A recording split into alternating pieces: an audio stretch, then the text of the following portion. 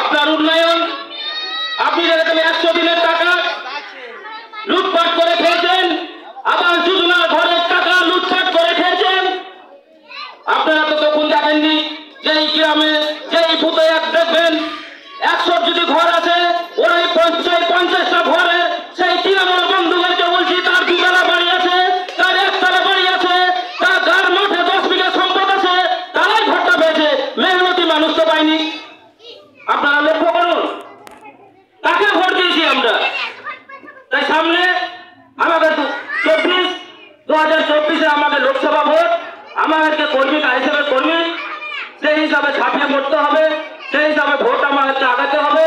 তৃণমূল সরকারকে আমাদেরকে দেখে দিতে হবে আমরা আইএসএফ কতটা আমরা লড়াই করতে পারি।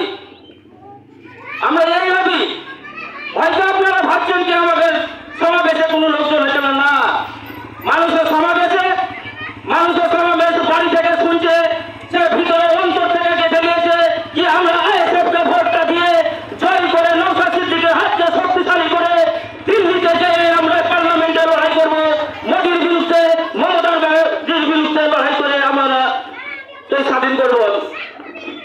আজকে আপনারা মমতা ব্যানার্জি একটা স্বপ্ন দেখেছিল কি এই মুর্শিদাবাদকে 3 খণ্ড করে দেবো। আমরা তো বাইরে থাকি, আমরা বাইরে যাই, একটা আমরা শুনতে পাই এই মুর্শিদাবাদের লোক এসছে, আমরা নিজেরা গর্ব মনে করি যে হ্যাঁ আমরা মুর্শিদাবাদের একটা ইতিহাসী দেশের মানুষ। আমরা সেই দেশটাকে আপনার 3 খণ্ড করতে যাচ্ছেন, সেই আশাটা আপনার পূরণ হবে না কোনোদিনই। 100 দিন যে 100 দিনের যে টাকা আপনার দীর্ঘদিন প্রায় 3 বছর বন্ধ হয়ে পড়ে আছে, এতদিন আপনার কোন আন্দোলন বাহিনী মুখ দিয়ে এই 24-এ লোকসভা ভোট, তারপরে আপনার ভাইপো যে দিল্লিতে যে আন্দোলন করতে যায়, এতদিন কোথায় ছিলেন? কেন নাটকবাজি কেন করছেন? আপনি আন্দোলন করতে যেতেন, আপনি সুপ্রিম কোর্টে কেস করুন। আপনি তো সুপ্রিম কোর্টে কেস করেন না।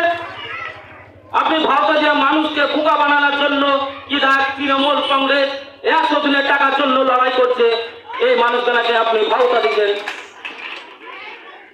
সিদ্ধুকলা চৌধুরী আজ থেকে 10-11 বছর আগে যে ভোটে লড়াই করেছিল, আমি সেই মিটিংটাই আমি ছিলাম সেদিনকে, তখন বয়স আমার হয়তো কম ছিল। আমি ওই মিটিংটা দেখেছিলাম।